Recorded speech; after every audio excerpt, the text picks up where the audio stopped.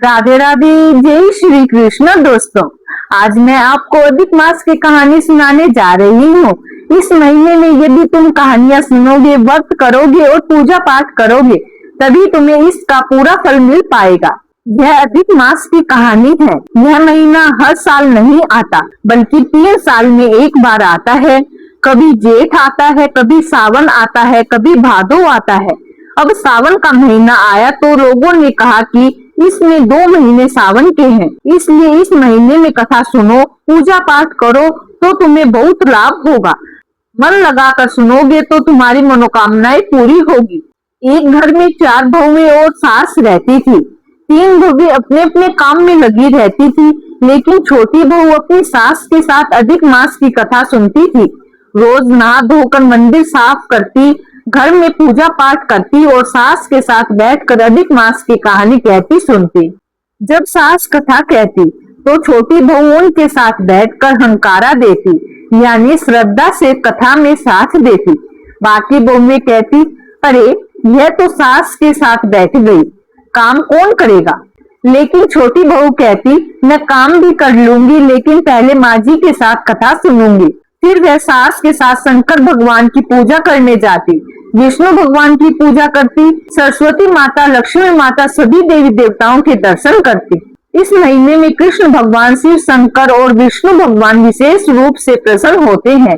जो भी इस महीने में व्रत करता है, पूजा पाठ करता है, उसे मन चाह फल मिलता है। जो तन मन से व्रत करे, चौमासा निभाए, अधिक मास की कथा सुने, मंदिर जाए, पीपल के नीचे दीपक जलाए, उसकी सभी मनोकामनाएं पूरी हो जाती है। ऐसे ही दिन बीतते गए। सावन का महीना समाप्त होने को था, केवल 5 दिन बाकी रह गए थे। तब सास ने छोटी बहू से कहा, बेटा आज अधिक मास का आखिरी सोमवार है, आज बड़ा पुण्य दान करना है, पंडितों को भोजन कराना है, कन्याओं को जिमाना है। छोटी बहू ने कहा, हाँ माँ जी, जैसा आप कहेंगी वैसा ही करूंगी। सास ने बाकी तीनों बेटों और बहुओं से भी कहा कि आज सब मिलकर बड़ा भंडारा करेंगे, लेकिन किसी ने साथ नहीं दिया। एक बोला, मैं शहर जा रहा हूँ, मेरे पास समय नहीं है। दूसरा बोला, मैं खेत संभालने जा रहा हूँ, मेरे पास समय नहीं है। तीसरा बोला, मुझे पशुओं की देखभाल करनी है, मेरे पास भी समय नहीं है। तब छोटी बहू ने कहा, माँ जी आप चिंता मत करो, मैं अकेले ही सब कुछ कर दूंगी। उसने बड़े प्रेम से सीरा बनाया, खीर बनाई, पूरी बनाई और सब्जी बनाई। सास पूजा करने चली गई और बहू रसोई में लगी रही, लेकिन तभी गलती से बहू ने खीर में चीनी की जगह नमक डाल दिया। उसे बहुत दुख हुआ। वह सोचने लगी, अब क्या होगा, इतने लोगों को क्या खिलाऊंगी। लेकिन भगवान सब देख रहे थे। विष्णु भगवान ने सोचा, यह मेरी सच्ची भक्त है, इसकी भक्ति में विघ्न नहीं आने दूंगा। तब भगवान ने उस नमकीन खीर को मीठा कर दिया। जब पंडित, पंडिताइन, कन्याएं और गरीब लोग भोजन करने बैठे, सबने प्रेम से भोजन किया। जब खीर खाई तो सब बोले, वाह, खीर तो बहुत स्वादिष्ट और मीठी है। छोटी बहू यह देखकर चकित रह गई। उसे समझ आ गया कि यह भगवान की कृपा है। जब सब लोग भोजन कर चुके, तब सास भी वापस आ गई। छोटी बहू ने आदर से कहा, माँ जी आप भी भोजन कर लीजिए। सास ने भोजन किया और जब खीर चखी तो वह भी बहुत प्रसन्न हुई। उन्हें लगा कि बहू ने बहुत प्रेम और श्रद्धा से सारा काम पूरा किया है।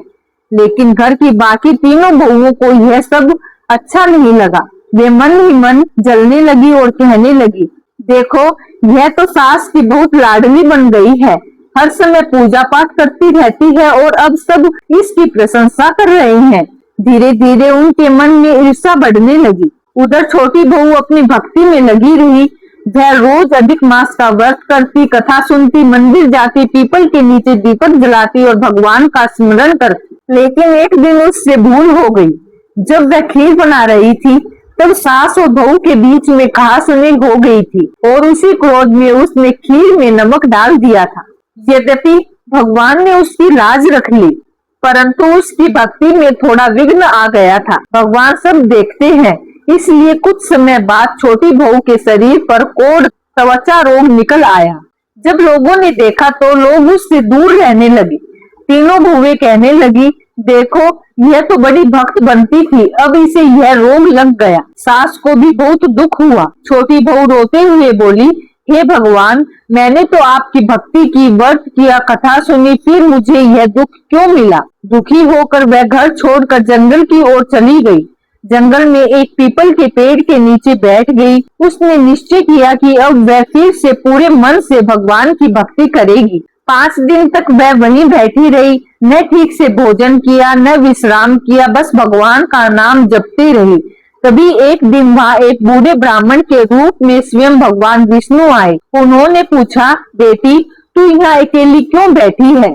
छोटी बहू ने हाथ जोड़कर कहा, महाराज, मैंने अधिक मास व्रत किया, कथा सुनी, पूजा की, लेकिन मेरी एक भूल हो गई। खीर में नमक पड़ गया और मेरी भक्ति में विघ्न आ गया।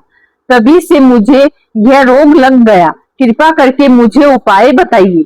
ब्राह्मण रूप में भगवान बोले, बेटी, तेरी भक्ति सच्ची है, लेकिन भक्ति में क्रोध और विघ्न नहीं होना चाहिए। फिर भी तूने पश्चाताप किया है, इसलिए अब तेरा कष्ट दूर होगा। फिर उन्होंने कहा, तू शंकर भगवान के मंदिर जा, वहां बैठकर 108 बार ओम नमः शिवाय का जाप कर, फिर मंदिर की पवित्र धूल लेकर अपने सिर पर लगा, तेरा रोग दूर हो जाएगा। छोटी बहू ने वैसा ही किया। वह मंदिर गई, श्रद्धा से 108 बार ओम नमः शिवाय का जाप किया और फिर मंदिर की धूल अपने सिर पर लगा ली। भगवान की कृपा से धीरे धीरे उसका कोढ़ समाप्त होने लगा। कुछ ही समय के बाद शरीर पहले जैसा सुंदर और स्वस्थ हो गया। वह बहुत प्रसन्न हुई और सबसे पहले अपनी सास के चरणों में जा गिर पड़ी। रोते हुए बोली, माँ जी, मुझसे भूल हो गई थी, मुझे क्षमा कर दीजिए। सास ने उसे गले लगा लिया और आशीर्वाद दिया। उसी समय उसके पति भी घर लौट आए। उन्होंने देखा कि उनकी पत्नी पूर्णतः स्वस्थ है। सभी लोग यह देखकर चकित रह गए।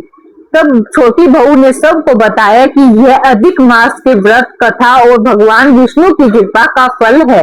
तभी से सभी ने अधिक मास का व्रत करना शुरू किया। जो भी श्रद्धा और प्रेम से अधिक मास का व्रत करता है, कथा सुनता है, पूजा करता है, भगवान उसके सभी कष्ट दूर करते हैं और मनोकामनाएं पूर्ण करते हैं। तो दोस्तों, यह थी अधिक मास की कथा। यदि कहानी अच्छी लगी हो तो शेयर करना, लाइक करना, चैनल को सब्सक्राइब करना, बेल आइकन को प्रेस करना मत भूलना, ताकि नई वीडियो की नोटिफिकेशन सबसे पहले आप तक पहुंच पाए। धन्यवाद। राधे राधे।